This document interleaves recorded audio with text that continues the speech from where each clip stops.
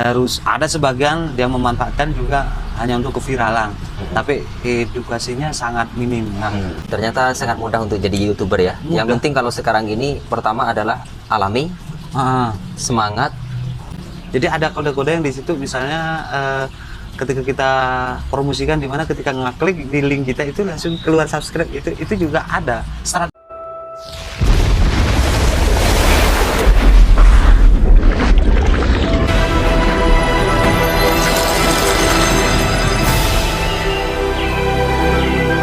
Pada hari ini saya bersama Bung Fauzi. Kita bincang-bincang santai terkait dengan masalah perjuangan di dalam mengelola channel YouTube. Bung Fauzi ini adalah salah satu kreator ya dari YouTube. Namanya Bung Fauzi. Jangan lupa juga di subscribe nanti ya, karena subscribe itu gratis dan memberikan suatu edukasi yang bermanfaat, isi-isi yang ada di dalamnya. Bung Fauzi, Siap. Salaman dulu. Saat ini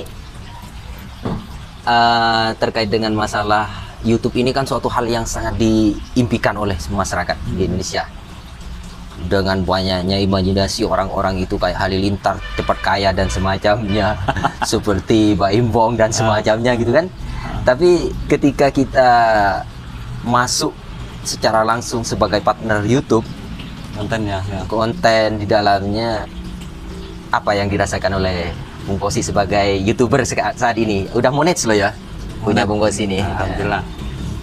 Konten baik kawan-kawan. Salam dari saya. Perkenalkan, nama saya Bung Fauzi. Kalau di YouTube saya sama juga Bung Fauzi.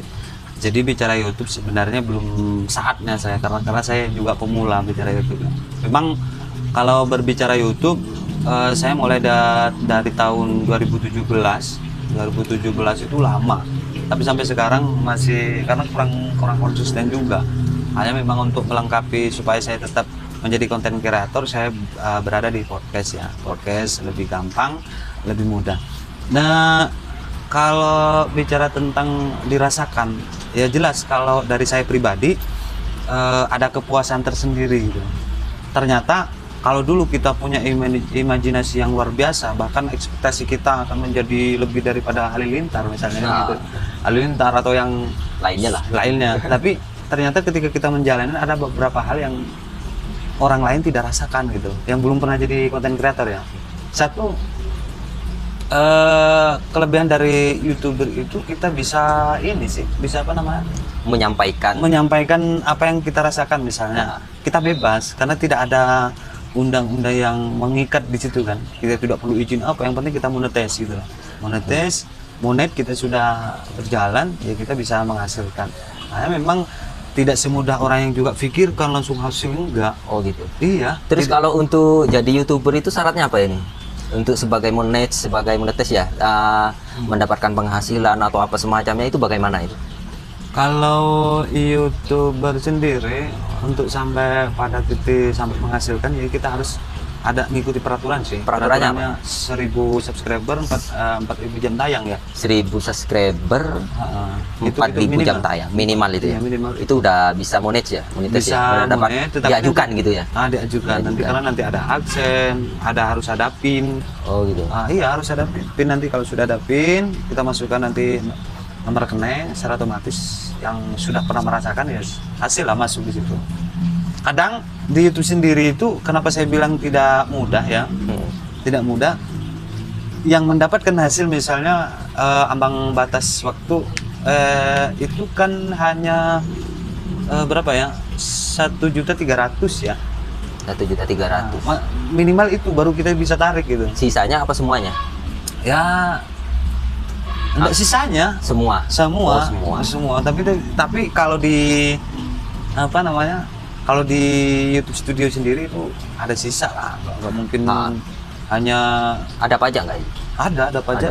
Ada pajaknya dari ini dari bukan Amerika. soal ini ya. Ini kan YouTube ini suatu media yang bisa ditonton bebas tanpa pemancar kayak televisi. Betul. Bebas. Siapapun bisa menonton. Mengakses ya. Nah, bisa mengakses, tinggal mencari, di search, udah ketemu, di situ akan ketemu. tapi orang itu akan menonton suatu hal yang menarik. Ada thumbnail bahasanya ya, betul. ada thumbnailnya. Itu apa yang dirasakan oleh Bung Fauzi di saat bagaimana penonton itu selalu ada dan kembali untuk menonton dan bertambah, itu bagaimana ya? Jadi kalau berbicara tentang YouTube nih, saya awal itu karena laptop saya penuh, HP saya penuh. Saya kan sering mendokumentasikan kegiatan-kegiatan dan sebagainya. Itu sih motivasi saya untuk awal. Karena di samping membantu, kita kan nggak mungkin cukup itu laptop isinya flash disk apa segala itu kan sudah nggak zaman lagi. Nah, saya masuk di situ. Kemudian kalau untuk berbicara tentang menarik di YouTube, sebenarnya kita hanya mengikuti ini aja tren. Yang viral apa misalnya. Kalau bicara thumbnail itu tampilan depan ya. Iya, tampilan depan atau thumbnail itu kita ini sih lebih sering konten, sering belajar, sering melihat dari media-media yang lain, itu juga menjadi acuan lah. Tapi Cuman tidak seberapa itu. Ada thumbnail itu, ada tayangan yang sebelum kita tayangkan itu ada beberapa menit yang harus menarik gitu, supaya orang itu terus menonton. Kadang kan orang skip aja. Memancing. Memancing. Cuma ada perasaan nggak waktu Bung Fauzi ini sebagai YouTuber, sebagai YouTube lah, sebagai penonton awalnya terus menjadi YouTuber, itu waktu ngupload pertama itu langsung pakai thumbnail terus hal-hal yang buat menarik atau hanya sebatas ngupload aja? Nah, itu sih berangkat dari cerita dulu itu saya pernah dikasih referensi sama kawan saya yang sekarang sudah alhamdulillah sukses ya. Itu langsung upload saya. Ngupload. Jadi untuk belajar thumbnail dan sebenarnya mengalir aja sih. Mengalir. Terus secara penonton bagaimana? Kalau dulu kita kan segmen ya. Kita ada segmennya dulu, awal-awal itu saya segmen untuk mengangkat. Biasanya kan orang itu subscriber yang lebih dulu. Ini saya jam tayang. Oh gitu. Jam tayang. Jadi kalau aku upload jam tayang melebihi, habis itu subscriber. Untuk supaya sampai pada tujuan kita hanya belajar, terus kemudian kita melihat punya orang, terus juga kita mencari referensi lah. Improve dari situ. Terus yang jelas kelemahan kita kalau di YouTube itu nanti malesnya ya. Karena kalau sendiri, saya ini kan masih sendiri nih. Iya. Nah kalau sendiri itu sulit untuk motivasi karena memang kadang YouTube itu tidak menjadi tujuan pokok gitu. Hanya hiburan, tapi di satu hiburan seandainya menjadi rezeki, suatu penghasilan. Ya. Alhamdulillah sudah ada hasil.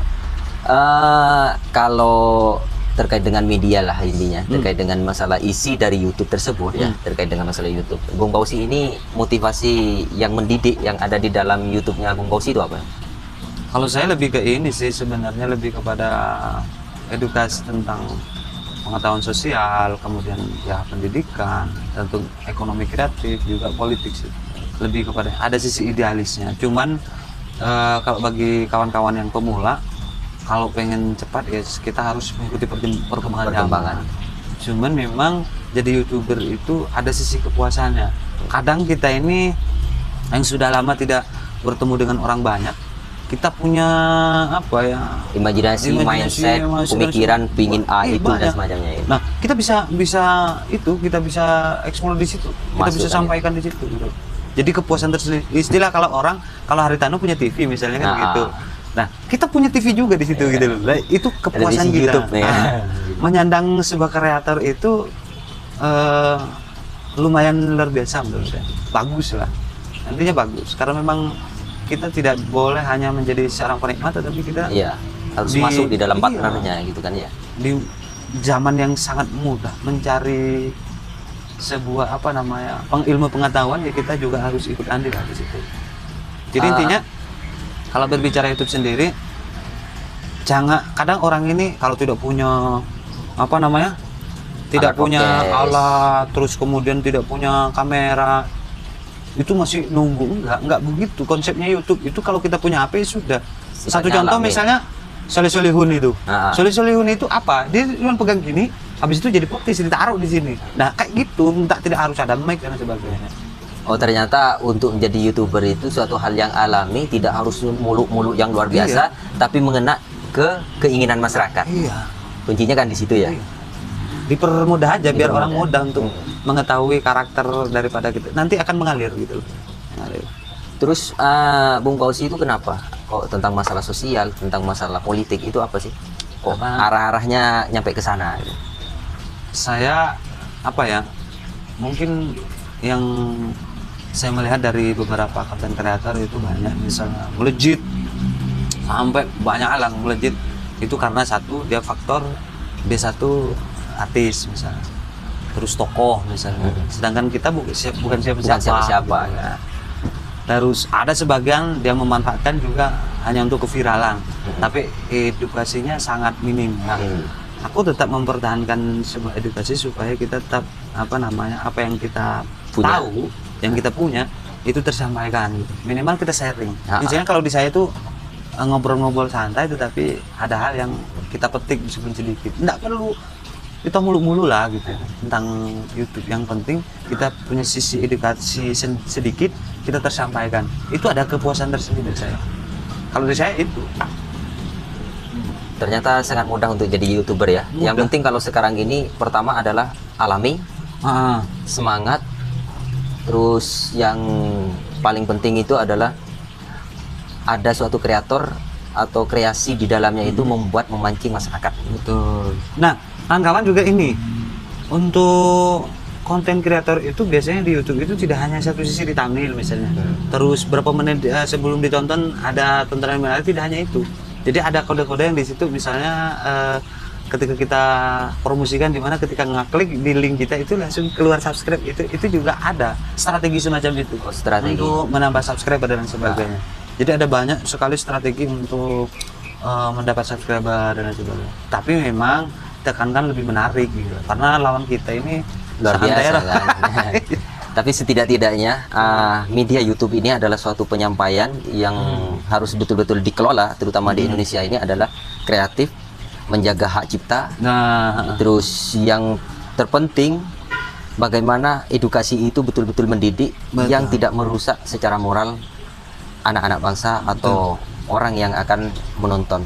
Itu yang terpenting ya. iya, kalau di saya itu cuman kalau memang mau untuk kemudian lebih lagi mengekspor lebih menarik itu lebih bagus. Dari sisi edukasi itu tidak harus stuck ya, tidak harus kemudian yang idealis sekali seperti misalnya contoh-contoh di podcast lain. Karena memang saya lihat beberapa podcast, kalau di saya ini kan bicara podcast ya, itu lebih banyak komedian misalnya dan sebagainya. Itu seperti itu. Kalau pokoknya intinya kalau mau jadi YouTuber mulai, jangan menunggu.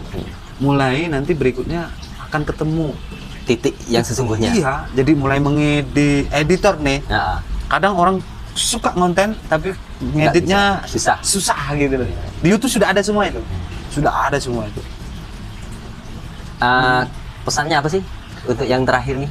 Ya, untuk Untuk kawan-kawan pemula. yang ingin jadi YouTuber atau konten kreator dimanapun tempatnya yang diinginkan, yang jelas tetap berinovasi lah ya. Terus kemudian kita harus melihat media, terus melihat perkembangan, terus juga kita jangan takut untuk jadi orang salah, karena nanti di situ banyak sekali guru-guru kita yang mengajari. Ketika kita upload nanti ada komentar-komentar itu yang justru akan Netizen. mendewasakan kita. Iya, Ah. netizen ya, untuk mendewasakan kita nanti arahnya kemana. Upload dulu, misalnya di mukbang, misalnya wisata, misalnya edukasi, misalnya tentang budaya misalnya, sudah upload aja. Tapi kalau bisa konsisten ya, konsisten. Karena nanti orang, saya pribadi kalau saya lihat YouTube ada ininya apa namanya shortnya itu, video. short video itu kadang juga kurang suka gitu. Tapi itu orang punya strategi sendiri. Kadang short video itu sama dengan video nanti yang akan diupload itu Nah, untuk apa namanya memancing. Nah. ya, karena nambah subscriber juga di Nah, situ. karena yang saya alami, kalau short itu kan tujuannya kayak status dari WhatsApp gitu. Betul. Nah, orang itu tidak mungkin langsung masuk ke YouTube-nya kadang, video YouTube-nya, tapi masuk di short dulu. Dari hal yang menarik di short itu karena sifatnya dikit, akhirnya dia akan penasaran masuk apa sih cerita sesungguhnya yang ada di dalam YouTube ini. Akhirnya masuk ke video biasanya. Cari Memancing yang sangat menarik gitu. Iya. Dan satu lagi pesan buat kawan-kawan bahwa menjadi konten creator itu banyak hal sih. Kadang orang mau motong kata-kata dari orang itu supaya tidak tidak terlalu ribet, bisa juga gitu loh. Kita di-combine di situ. Jadi perlu relasi, kalau kata orang YouTube itu akan memperjauh dengan yang dekat. Tidak juga sebenarnya. Justru ketika kita punya YouTube sendiri, kita bisa komunikasi dengan banyak orang, bahkan YouTube itu menjadi jembatan gitu loh, bisa komunikasi. Contohnya dengan kawan saya yang lama tidak ketemu bisa ketemu, tidak hanya sekedar kopdar biasa gitu. Jadi ada sedikit jembatan untuk menuju kemana orang-orang yang belum bisa ditembus bisa ditembus juga. Ditemukan. Iya, bisa itu. Berarti bagian dari keluarga ya? Bagian dari keluarga. Oke. Hanya cara pandang kita. Yang jelas untuk yang mau memulai jangan takut untuk mulai dengan apa. Yang jelas hari ini semua orang punya HP kan. Nah, Jangan menunggu alat yang besar, jangan menunggu alat yang canggih, tidak. Sekarang juga alat-alat sudah mudah, sudah murah gitu ya. Terus tinggal bagaimana nanti antara satu dengan yang lain sesama konten kreator saling berdiskusi, komunikasi gitu. Itu saja menurut saya. Oke. Sampai di sini untuk pertemuan hari ini dengan Bung Fauzi yang sangat luar biasa di YouTubernya, dan saya sebagai orang yang belajar di YouTube semoga menjadi melejit luar biasa nanti di bidang kemediaan dan memberikan edukasi terhadap orang lain, semangat untuk orang lain, khususnya kepada pribadi untuk menjadi orang sukses, menjembatani suatu hal yang sangat sederhana menjadi luar biasa, menjadi orang-orang yang sukses di media sosial. Sekian, terima kasih. Jangan lupa subscribe, like, dan komentar di YouTube bersama Lover Dan Bung Fauzi ya. Sekian, terima kasih. Oke, sekian.